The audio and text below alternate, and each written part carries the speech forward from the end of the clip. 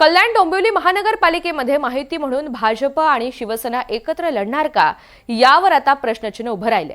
आज डोंबिवलीमध्ये पार पडलेल्या मेळाव्यामध्ये भाजप प्रदेशाध्यक्ष रवींद्र चव्हाण यांनी स्वबळाची भाषा करत 15 जानेवारीला कमळाला मतदान करा आणि कल्याण डोंबिवली महापालिका भाजपच्या हाती द्या असं विधान केलं। त्यामुळे आता कल्याण डोंबिवलीमध्ये भाजप शिवसेनेची युती होणार का हे पाहणं आता महत्त्वाचं ठरेल। राज्य संस्थांना सुद्धा एक दिशा दिली पाहिजे।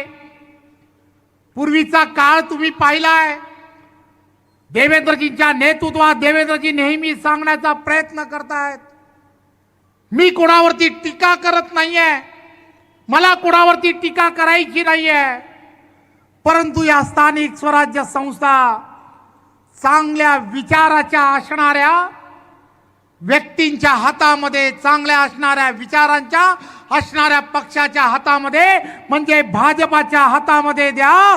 15 तारखेचं मतदान कमळाला करा। 15 तारखेचं मतदान कमळाला एक दिवस करा।